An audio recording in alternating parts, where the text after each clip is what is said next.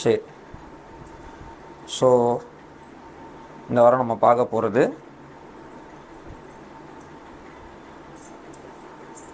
புத்திர சுவிகாரம்.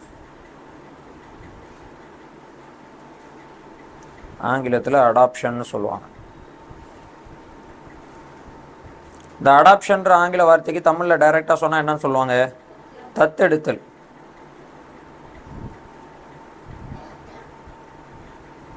நம்முடைய ஊரில் நம்முடைய இந்த வார்த்தைக்கு நம்ம என்ன புரிஞ்சு வச்சுக்கலாம் அர்த்தம் அப்படின்னு சொன்னால், நம்முடைய பிள்ளைகள் அல்லாத ஒரு ஆளை, ஒரு நபரை என்னுடைய பிள்ளையாக நான் என்ன செய்கிறேன்? தத்தெடுத்து என்னுடைய பிள்ளையாக வளர்ப்பு. அதை தான் அனாதைகள் அல்லது தாய் தகப்பனற்றவர்கள் அப்படின்ற நிலைமையில் இருக்கவங்கள, வேற யாருக்கோ பிறந்தவங்கள என்னுடைய பிள்ளையாக நான் என்ன செய்கிறேன்? தத்தெடுத்து வளர்க்குறேன் அப்படின்ற ஒரு மீனிங்கில் இருக்குது. அந்த மீனிங்கில் கிடையாது இந்த வார்த்தை, சரிங்களா? வேதாமத்தில் வேற என்னுடைய பிள்ளைகள் அல்லாமல் வேற யாரோ ஒரு ஆள், என்னுடைய பொறுப்பே கிடையாது, என்னுடைய சரீர சம்பந்தமான ஏதோ ஒரு குழந்தைய, ரோட்டில் பார்க்குற ஏதோ ஒரு குழந்தைய, குப்பத்தொட்டில் இருக்கிற ஏதோ ஒரு குழந்தைய நான் எடுத்துகிட்டு வந்து என்னுடைய வீட்டில் வளர்க்குறேன்ற மாதிரியான மீனிங் வேதாமத்தில் இந்த இடத்துல குறிப்பாக வாசிக்கிற அடாப்ஷன் கிடையாது. பல முறை நான் சபையில் இதை எக்ஸ்பிளைன் பண்ணியிருக்கேன். கலாத்திய நிருபத்தை வச்சு ஞாபகம் இருக்கிறவங்களுக்கு இருக்கும், இருந்தாலும் நான் திரும்ப உங்களுக்கு அதை குறித்து நம்ம இதை பற்றி படிக்க போகிறோம். சரி, முதல்ல நம்ம ஒரு பகுதியை நம்ம வாசிக்கலாம். என்ன பகுதி அப்படின்னா, ரோமர் எழுதின நிருபம், ரோமர் 9வது அதிகாரம் 4-5 அந்த 2 வசனத்தை வாசிங்க. அவர்கள் இஸ்ரவேலரே, புத்திர சுவிகாரமும் மகிமையும் உடன்படிக்கைகளும் நியாயப்பிரமாணமும் தேவாரங்களும்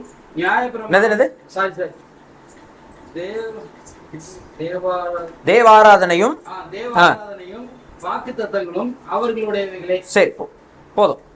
இங்க 4-5 இந்த 2 வசனத்துல நம்ம என்ன வாசிக்கிறோம் அப்படின்னா, மாம்சத்தின்படி கிறிஸ்துவும் இவர்களில் பிறந்தாரே அப்படின்னு முடிஞ்சிருக்கும் அந்த வசனம். இங்க ஒரு கூட்டத்தாரை குறித்து பார்க்கிறோம். இவங்க யாரு? இஸ்ரவேலர். இவங்க யாரு?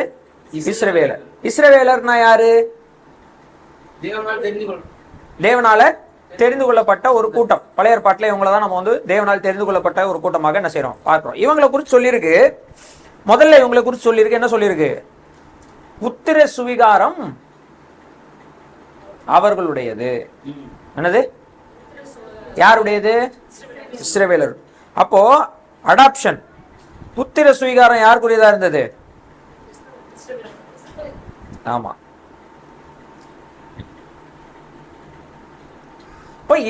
இப்ப தேவன் என்ன பண்றாரு? இஸ்ரவேல் ஜனங்களை தன்னுடைய புத்திரராக என்ன செய்யறாரு? சுவீகரித்துக் கொள்கிறார் அல்லது ஏற்றுக்கொள்கிறார், தத்தெடுத்துக் கொள்கிறார். அப்ப இஸ்ரவேல் ஜனங்கள் தேவனுடைய பிள்ளைகள் அல்லாதவர்களா இருந்தாங்களா? அதாவது வேற ஏதோ ஒரு ஆளை நான் தத்து எடுக்கிறேன் என்னுடைய குடும்பத்தில் அப்படின்னா அந்த அர்த்தம் இந்த இடத்துல இல்லை. இஸ்ரவேல் ஜனங்களை தேவன் என்ன செய்யறாரு?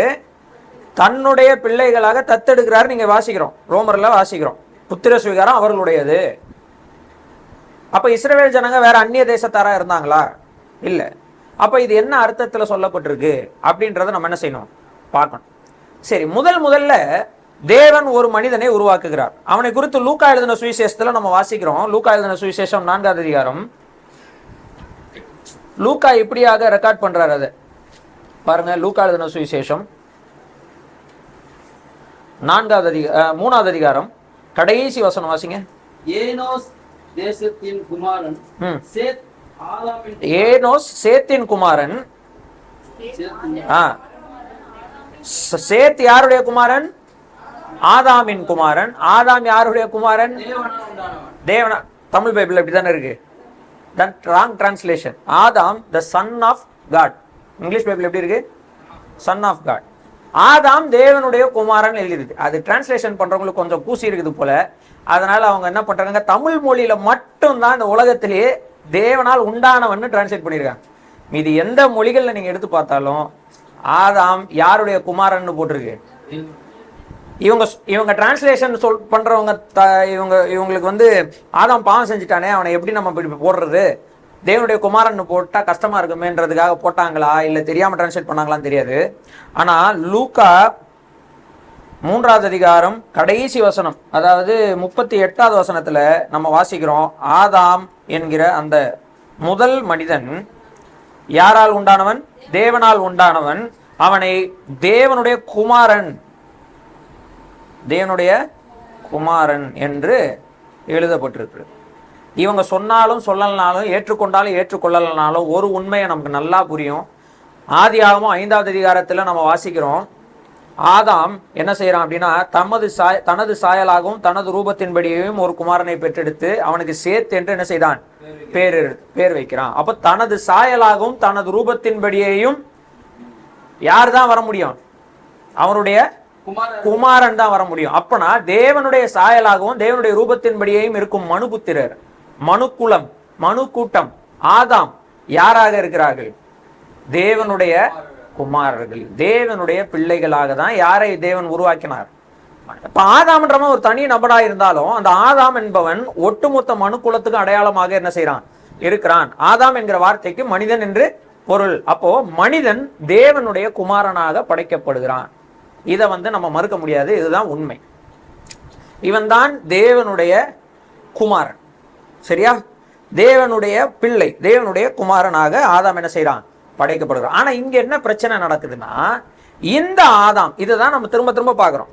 இந்த ஆதாம் என்ன செஞ்சிடறான்? யாருடைய சாயலாக? அவன் தேவனுடைய சாயலையும் தேவனுடைய ரூபத்தையும் பிரதிபலிக்க கூடியவனா வாழாம, அதாவது தேவனுடைய குமாரனாக வாழாம அவன் யாருடைய குமாரனா மாறிடுறான்? அதான் இயேசு கிறிஸ்து யோவான் எழுதின சுவிசேஷத்துல சொல்றாரு, நீங்கள் உங்கள் தகப்பனாகிய பிசாசினால் உண்டானவர்கள். அப்ப யாரால் உண்டாகிறாங்களோ அவங்களுடைய பிள்ளைகள், அப்படித்தானே? அப்போ லூக்கால எழுதியிருக்கிறபடி தேவனால் உண்டானவன்னா என்ன அர்த்தம்? தேவனுடைய குமாரன் அர்த்தம். ஆனா எப்படி அவன் பிசாசனுடைய பிள்ளையா மாறி போனான்?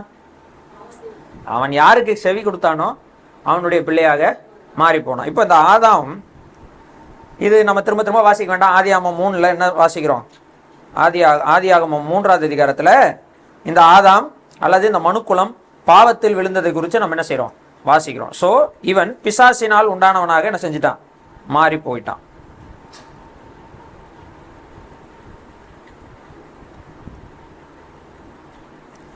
தேவனால் உண்டானவன் இப்ப யாரால் உண்டாயிட்டான்? பிசாசினால் உண்டாயிட்டான். பிசாசினுடைய பிள்ளைகளாக மனுக்குலம் என்ன செஞ்சிருச்சு? மாறி போயிடுது. இப்ப தேவன் என்ன பண்றாரு? தமக்கென்று ஒரு மனிதனை என்ன செய்கிறார்? தெரிந்து கொள்கிறார். யார் இது? ஆபிரகாம். போன வாட்டி நம்ம பார்த்தோம். ஆபிரகாமை தெரிந்து கொண்டார். ஆபிரகாமை தெரிந்து கொண்டு ஆபிரகாமுக்கு வாக்குத்தத்தம் கொடுத்து ஆபிரகாமை நான் ஒரு பெரிய தேசமாக நான் என்ன செய்வேன்? மாற்றுவேன்னு சொன்னார். சொன்னாரா இல்லையா? சொன்னார். வாக்குத்தத்தம் கொடுத்தாரு, சொன்னார். இப்ப என்ன நடக்குது பாருங்க. யாத்ராகம புஸ்தகத்துக்கு வாங்க. யாத்ராகம புஸ்தகம், யாத்ராகம புஸ்தகம் 4வது அதிகாரம் 22, 23 வாசிங்க.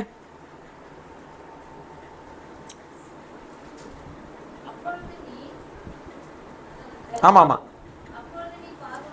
அதாவது மோசையை பார்த்து தேவன் சொல்றாரு, மோசை கிட்ட பார்வோன்ட்ட போய் சொல்லி தேவன் சில விஷயங்களை சொல்றாரு. அது என்னது? அதான் நான் வாசிக்கிறோம். யாத்ராகமம் 4வது அதிகாரம் 22, 23 வாசிங்க.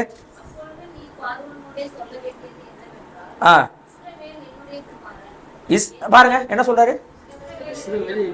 இஸ்ரவேலர் யார்? ஆக்சுவலி பாவம் செஞ்ச மனு கூட்டத்துல அவங்களும் ஒருத்தங்க. கரெக்டா?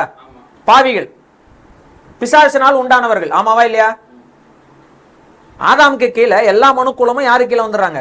பிசாசுக்கு கீழே வந்துடுறாங்க. எல்லாருமே பிசாசின் பிள்ளைகளாக மாறி போனார்கள். ஒரிஜினலா இவங்க யாரு தான்? தேவனுடைய குமாரர், தேவ பிள்ளைகள். இவங்க இப்ப யாருடைய பிள்ளைகளா மாறிடுறாங்க? பிசாசினுடைய பிள்ளைகளா மாறுறாங்க. பை கேரக்டர் இல்லையா? அவர்களுடைய குணாதிசயத்தின் மூலமாகவும் அவர்களுடைய வாழ்க்கை நடைமுறை மூலமாகவும் அவங்க தன்னை யாராக தான் காமிச்சுக்கிறாங்க? யாருடைய சாயலாக, யாருடைய ரூபமாக காமிச்சு கொள்றாங்க? பிசாசனுடைய சாயலாகவும் பிசாசனுடைய ரூபமாகவும் காமிச்சு கொள்கிறாங்க. கரெக்டா? இப்படிதான் வாழ்றாங்க உலகத்துல. அந்த கூட்டத்துல இருந்து தான் தேவன் ஒரு மனுஷன் என்ன செய்யறாரு? தெரிந்தெடுக்கிறார். அந்த ஒரு மனுஷனை தேவன் ஒரு தேசமாக என்ன செய்யறாரு?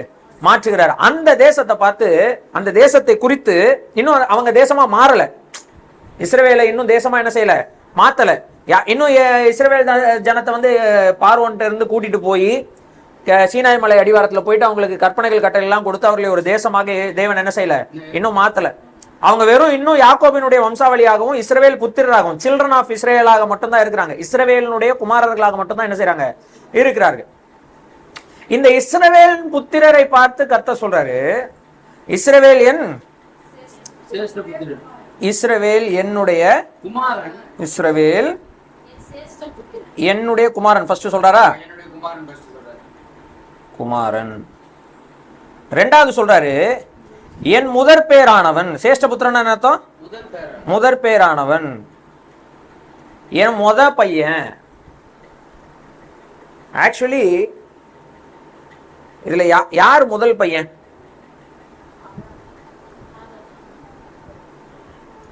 இப்ப பாவிகளாய் போனதுக்கு அப்புறம் தேவன் ஒரு கூட்டத்தை தனக்கென்று என்ன செய்யறாரு, தன்னுடைய பிள்ளைகள்னு ஏற்றுக்கொள்கிறார். யார? இஸ்ரவேல் புத்திரர. இந்த செயலுக்கு பேர் தான் என்னது? புத்திர சுவிகாரம், தத்து எடுத்தல். இப்ப புரியுதா? தத்து எடுத்தல்னா என்ன அர்த்தம்? இல்லைன்னு, நம்ம தேவனுடையவர்களே கிடையாது, நம்ம வேற ஏதோ இது, நம்மளை கடவுள் ஏதோ குப்பத்தொட்டிலேருந்து என்ன செஞ்சாரு, எடுத்தாருன்ற மாதிரியான அர்த்தம் கிடையாது. நாம் எல்லாருமே தேவனுடைய பிள்ளைகள். அதனாலதான் தேவன் மனிதர்களை நேசிக்கிறார். தேவன் எல்லாரையும் ஏன் நேசிக்கிறார்? ஏன்னா எல்லாரும் யாருடைய பிள்ளைகள்?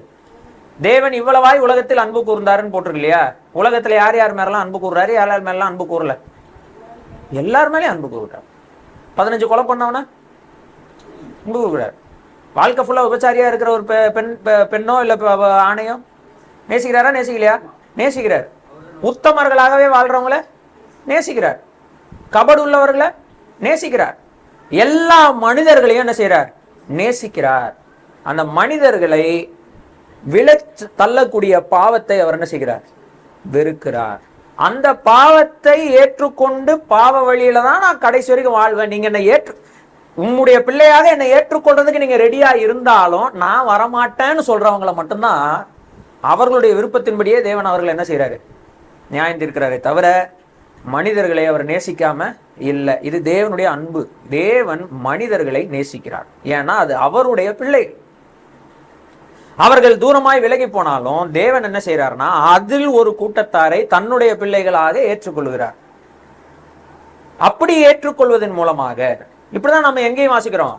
இந்த ஜலப்பிரளயத்துக்கு முன்னாடி அதான் வாசிக்கிறோம். 8 பேரை அவங்களும் அந்த ஊர்ல இருக்கிற எல்லா மனிதர்களும் தான். ஆனா தேவனுடைய கிருபை நோவாவின் மேல் நோவாவுக்கோ தேவனுடைய கண்களில் என்ன கிடைச்சதுன்னு போட்டிருக்கு? கிருபை கிடைத்தது. நோவாவுடைய நீதியின் கிரியையினால தேவன் நோவாவை செலக்ட் பண்ணல. அது ரொம்ப முக்கியம். நோவாவுக்கு மேல தேவனுடைய கண்கள் என்னது கிடைச்சது? கிருபை கிடைச்சது. அவருடைய கிருபையினாலே மட்டுமே நோவா என்ன செய்யப்பட்டிருக்கிறான்? தேவனால காப்பாற்றப்பட்டான். தத்தெடுத்தல் கான்செப்ட் புரியுதுங்களா உங்களுக்கு? சரி, நம்ம இன்னும் சில விஷயங்களை படிக்கலாம். சரி, இதுக்கு முன்னாடியே இந்த தத்தெடுத்தல் கான்செப்ட் குறித்து பைபிள்ல நம்ம பார்க்கும்போது ஆதாம்க்கு 2 குமாரர்கள் இருந்தார்கள். கரெக்டா? 2 குமாரர்கள் இருந்தார். யாரு? காயினும் ஆபேலும். காயின் ஆபேல் என்ன பண்ணிட்டான்? கொலை செய்து விட்டான். அதற்கு பிறகு ஆதாமுக்கு ஒரு பையன் என்ன செய்யறாரு? பிறக்கிறார். அவர் பேர் என்னது? சேத்து. நம்ம அதை வாசிக்கலாம் பாருங்க. 5ஆவது அதிகாரம் ஆதியாகமம் 5 1-3 வரைக்கும் வாசிங்க.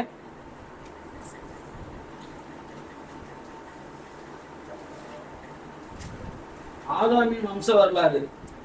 தேவன் மனுஷனை சிருஷ்டித்த நாளிலே அவனை தேவ சாயலாக உண்டாக்கினார். அவர்களை ஆணும் பெண்ணுமாக சிருஷ்டித்து. ஃபர்ஸ்ட் அந்த அதிகாரத்தை எப்படி ஆரம்பிக்கிறார் பாருங்க. ஆதாமை தேவ சாயலாக அப்படின்னா அர்த்தம், ஆதாம் யாருடைய குமாரன்? தேவனுடைய குமாரனாக அவன் படைக்கப்படுகிறான். அவர்களை ஆணும் பெண்ணுமாக சிருஷ்டித்து அவர்களை ஆசீர்வதித்து அவர்களை சிருஷ்டித்த நாளிலே அவர்களுக்கு மனுஷர் என்று பெயரிட்டார். அவர்களை சிருஷ்டித்த நாளிலே அவர்களுக்கு என்னன்னு பேர் வைக்கிறாரு? மனுஷர் என்று பேர் வைக்கிறார். சரி, அதுக்கப்புறம் ஆதாம் 130 வயதான போது தன் சாயலாக தன் ரூபத்தின்படியே ஒரு குமாரனை பெற்று அவனுக்கு சேத் என்று பெயரிட்டான். ஆதாம் சேத்தை பெற்ற பின் 800 வருஷம் உயிரோடு இருந்து குமாரரையும் குமாரத்திகளையும் பெற்றான். போதும். இப்ப இந்த இடத்துல ஆபேல் இறந்துடுறான். இப்ப ஆபேலுக்கு பதிலாக அந்த இடத்துல யாரு வர்றாரு? சேத் வர்றாரு. யாருடைய குமாரனாக? ஆதாமியோட குமாரனாக. ஆக்சுவலி சேத் எத்தனாவது பையன்? 3வது பையன். ஆனா இந்த இடத்துல சேஷ்ட புத்திரன் யாரு? காயின் உயிரோட தான் இருக்காரு. ஆனா முதல் பேரானவனாக யார் ஏற்றுக்கொள்ளப்படுகிறார்? இங்க சேர்த்து ஏற்றுக்கொள்ளப்படுகிறார். அப்ப எத்தனாவது பையனா பிறகுறது முக்கியம் இல்ல, யாரை தெரிந்து கொள்ளுகிறாரோ அவன் தான் முதல் பையன். கரெக்டா? யாக்கோபு ஈசாக்கு எத்தனை பசங்க? 2 பேரு. முதற் பேரானவனுக்குரிய ஆசீர்வாதம் யாருக்கு போச்சு? ரெண்டாவதுக்கு போச்சு. ரெண்டாவதுக்கு போச்சு. கரெக்டா? யாக்கோபுக்கு எத்தனை பிள்ளைங்க? அதுல யாருக்கு எல்லா முக்கியத்துவத்தையும், யாரை தெரிந்தெடுத்து எல்லா முக்கியத்துவத்தையும், குடும்பத்தையும் நடத்தக்கூடிய பொறுப்பு எல்லாத்தையும் யாருக்கு கொடுக்குறா? அவன் எத்தனாவது? 11வது. நான் உங்களுக்கு புரியுதா உங்களுக்கு? சோ வேதாகமத்தின் அடிப்படையில தெரிந்து கொள்ளுதலின் மூலம்படிதான் சேஷ்ட புத்திர பாகமே தவிர வம்சாவளியின் அடிப்படையில் அல்ல. தெரிந்து கொள்ளுதல் மூலமாக தான். இப்ப தேவன் எப்படி தெரிந்து கொள்றாரு பாருங்க. இதுதான் கான்செப்ட். புரிஞ்சுதுங்களா? தன் பிள்ளைகள்ல இருந்து தனக்கென்று ஒரு மகனை தெரிந்து கொள்வது. எதற்கு? அவன் மட்டும்தான் மகன், மத்தவெல்லாம் மகன் இல்லைன்னு சொல்றதுக்கா? இல்ல, இந்த மகனை கொண்டு அவங்க குடும்பம் முழுவதையும் பராமரிப்பதற்காக. அதேதான் ஆபிரகாமை தெரிந்து கொண்டு ஆபிரகாமை கொண்டு பூமியில இருக்கிற எல்லாரும் என்ன செய்யணும்? ஆசீர்வதிக்கணும். பூமியில இருக்கிற எல்லா ஜாதியிலையும் எல்லா தேசத்தாரிலையும் ஒரு தேசத்தை தனக்கென்று சேஷ்ட புத்திரனாக தன்னுடைய குமாரனாக தேவன் என்ன செய்யறாரு? தெரிந்து கொண்டு அந்த தேசத்தை கொண்டு பூமியில இருக்கிற எல்லாரும் என்ன செய்யணும்? ஆசீர்வதிக்கணும். இஸ்ரவேலர் கர்த்தருடைய பார்வைக்கு அவங்க ஒரு நாள் கூட அவர்கள் தேவனுடைய பிள்ளைகளை போல என்ன செய்து கொள்ளவில்லை, நடந்து கொள்ளவில்லை. ஆமாவா இல்லையா? இஸ்ரவேலர் எல்லாரும் எல்லா நாளும் தேவனுடைய பிள்ளைகளாகவே ஆசாரிய ராஜ்யமாகவே வாழ்ந்தாங்கன்னு சொல்ல முடியுமா? சீனாயில தெரிந்து கொள்ளப்படுறாங்க. சீனாயில தேவன் அவங்களுக்கு கற்பனைகளை கட்டளை கொடுத்தாரு. அடுத்த பேஜை திருப்பினா என்ன பண்றாங்க? எல்லாமே தேவனுக்கு விரோதமா செய்யக்கூடியவங்களா இருந்தாங்க. ஆமாவா இல்லையா? ஆமாவா இல்லையா? அப்படிப்பட்ட ஜனங்களை தான் தேவன் தனக்கென்று என்ன சொல்றாரு? தன்னுடைய சேஷ்ட புத்திரன், என் முதற் பேரானவன், என்னுடைய குமாரன் என்ன செய்யறாரு? தெரிந்து கொள்றத நம்ம பார்க்கிறோம். அதுக்கப்புறம் நீங்க பாருங்க, இதுக்கப்புறம் என்ன நடக்குதுன்னா, சங்கீதம் 89 20 29 வரைக்கும். பட் வாசிங்க 89ஆம் சங்கீதம் வாசிங்க. 20 என் தாசனாகிய தாவீதை கண்டுபிடித்தேன், என் பரிசுத்த தைலத்தினால் அவனை அபிஷேகம் பண்ணினேன். இது யாரு? தாவீது. தாவீது. நான் எடுத்துக்கிறேன்.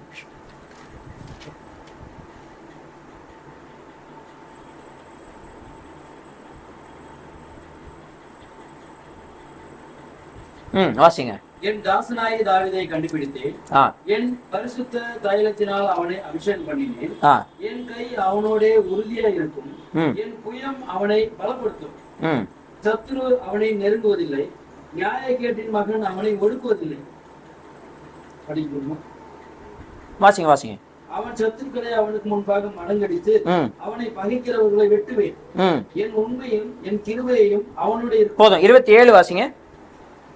நான் அவனை எனக்கு முதல் பேரானவனும். போதும். என்ன சொல்றாரு? யார?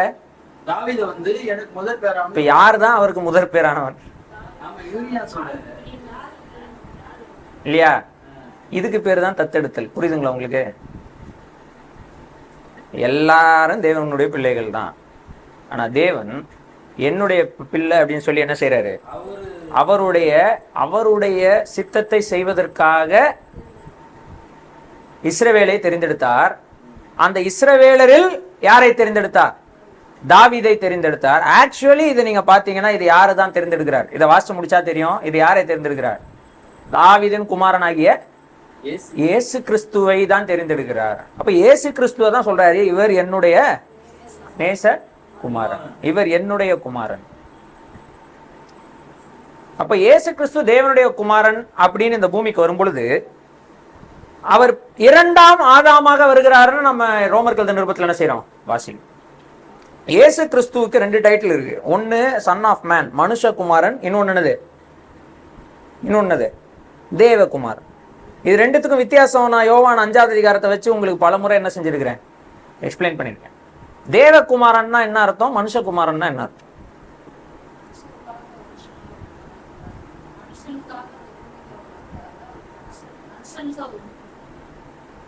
இது எதுக்கு சொல்றீங்க? தேவகுமாரன் சொல்றீங்களா மனுஷகுமாரன் சொல்றீங்களா?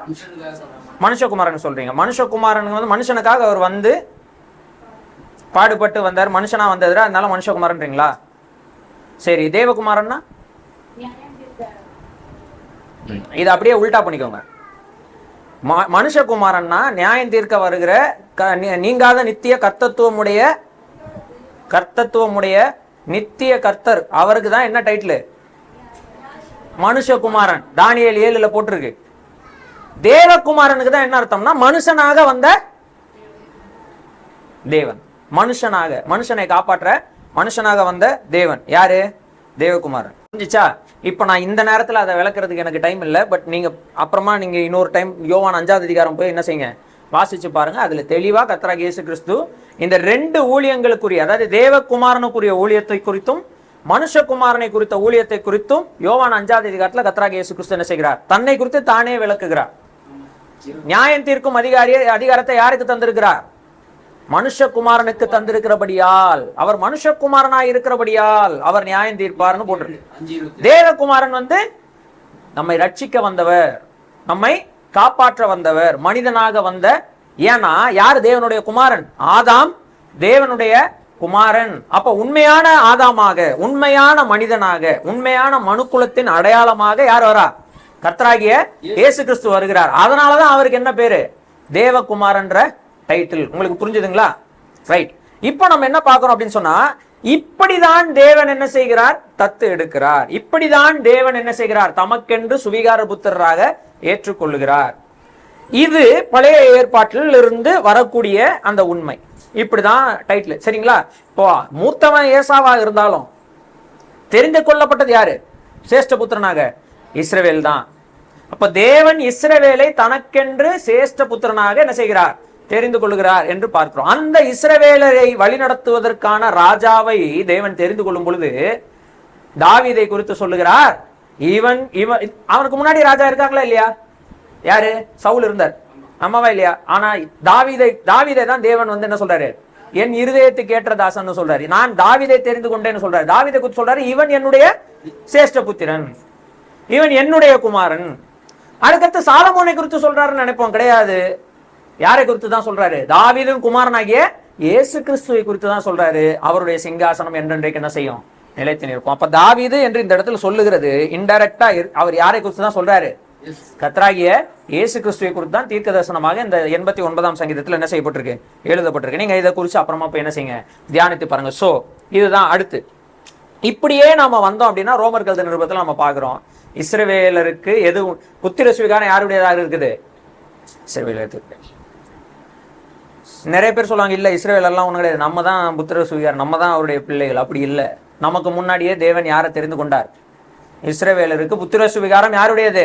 அவர்களுடையது. ரொம்ப தெளிவாக அப்போஸ்தலனாகிய பவுல் புதிய ஏற்பாட்டில் எழுதுறாரு, ரோமர் 9. அப்ப இஸ்ரவேலருக்குள் அவர்களுடைய வாக்கு தத்தத்தின் மூலமாக தான் யார் காப்பாற்றப்படுறோம்? நாம காப்பாற்றப்படுறோம். நம்மை தேவன் சுவிகார புத்திரராக என்ன செய்கிறார்? ஏற்றுக்கொள்கிறார். அதுவும் இயேசு கிறிஸ்துவின் மூலமா. ஏன்னா அவர் தான் உண்மையான தேவனுடைய குமாரன். அப்படித்தானே?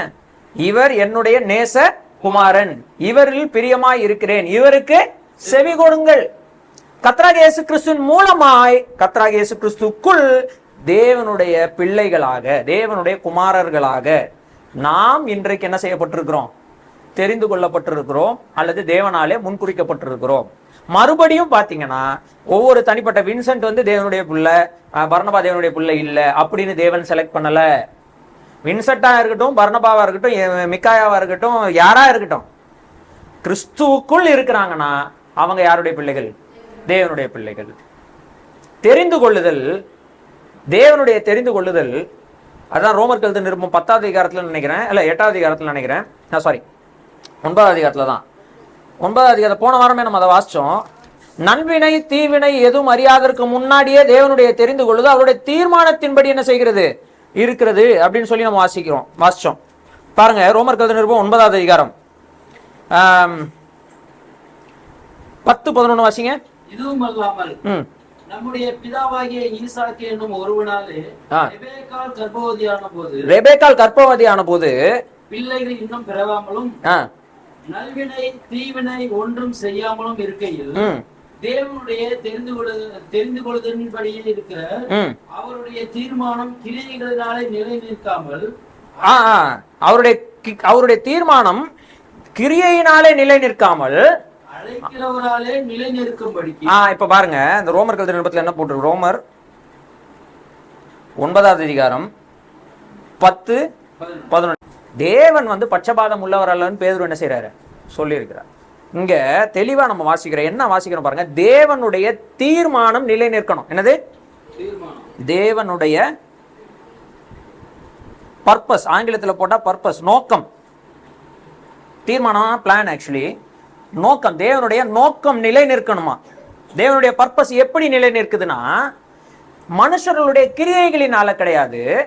தேவன் யாரை அழைக்கிறாரோ அப்படிதான் தேவனுடைய நோக்கம் என்ன செய்யுது, நிறைவேறுது அப்படின்னு இங்க அப்போஸ்தலனாகிய பவுல் சொல்றார். அப்போ தேவன் ஒருவரை அழைக்கிறார்னா எதற்காக அழைக்கிறார்னா அவருடைய நோக்கம் நிறைவேறுவதற்காக அழைக்கிறார். எதுக்காக? தேவன் அவருடைய நோக்கம் நிறைவேறுவதற்காக தான் அழைக்கிறாரே தவிர அந்த மனுஷனை நரகத்துக்கோ பரலோகத்துக்கோ அனுப்புறதற்காக என்ன செய்யல, அழைக்கல. இதான் நான் ஃபர்ஸ்ட் கிளாஸ்ல இருந்து சொல்லிட்டு இருக்கேன். தேவன் ஒரு இடத்திற்கென்று மனிதர்களை தெரிந்து கொள்ளவில்லை, அவருடைய நோக்கம் நிறைவேறுவதற்காக தெரிந்து கொள்கிறார். கரெக்டா? சரி, இப்ப ஆபிரகாமை தேவன் தெரிந்தெடுத்தார்ல இல்லையா? ஆமாவா இல்லையா? லோத்து எப்படி உள்ள வந்தான்? ஆபிரகாமை மட்டும் தேவன் தெரிந்தெடுத்தால் லோத்து எப்படி நீதிமானானா? லோத்து நம்பி யார் கூட ஒட்டிக்கிட்டான்? ஆபிரகாம் கூட ஒட்டிக்கிட்டான். அதனாலதான் விசுவாசிக்கிறவர்கள் அனைவரும் என்ன செய்யறாங்க, நீதிமான்கள் ஆகுறாங்க. இங்க மேட்டர் அது கிடையாது, கிரியைகளினாலே அல்ல. தேவன் ஒரு மனுஷனை அழைக்கிறது தேவனுடைய நோக்கத்தை நிறைவேற்ற. இந்த இடத்துல தேவனுடைய நோக்கத்தை நிறைவேற்றுவதற்காக தெரிந்து கொள்ளப்பட்டது யாக்கோபு. 2 பிள்ளைகளையும் ஒரு சந்ததியாக உருவாக்க முடியாது.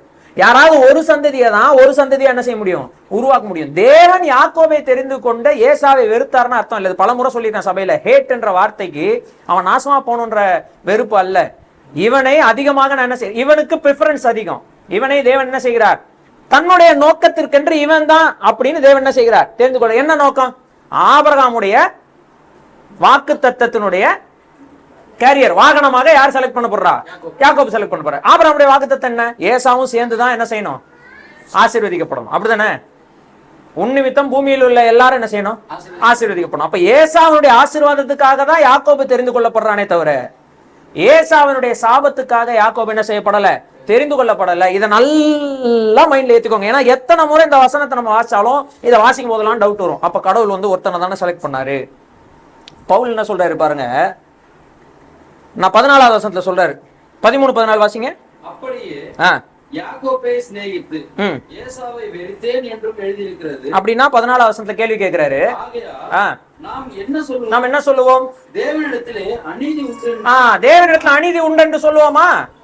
சொல்லக்கூடாது. அப்ப தேவன் அநீதியே செய்யல. இங்க தேவன் ஒருவனை ஒரு நோக்கத்திற்கென்று தெரிந்தெடுக்கிறாரே தவிர ஒரு இடத்திற்காக, ஆசீர்வாதத்துக்கென்று சாபத்துக்கென்று தெரிந்தெடுக்கவில்லை. ஆபிரகாமை ஆசீர்வதித்தது காரணம் என்னன்னா, ஆபிரகாமை தவிர இது எல்லா மனுஷர்களும் ஆசீர்வதிக்கப்படணும். யாருக்குள்ள? ஆபிரகாமுக்குள்ள. அதே மாதிரிதான் யாக்கோபையும் தெரிந்தெடுக்கிறார். ஏன்னா யாக்கோபு ஆபிரகாமினுடைய வாக்கு தத்துவத்தினுடைய வாகனமாக இருக்கிறான். அந்த ஆபிரகாம் அவனுடைய வாக்கு தத்துவத்துக்கு வாகனமாக இஸ்மவேல் இல்லை. யாரு? ஈசாக்கு. ஈசாக்கினுடைய தெரிந்து கொள்ளுதல் இஸ்மவேலுடைய ஆசீர்வாதத்துக்காக தான். ஆமாவா இல்லையா? யாக்கோபுடைய தெரிந்து கொள்ளுதல் ஏசாவுடைய ஆசீர்வாதத்துக்கு சேர்த்துதான். கரெக்டா இல்லையா?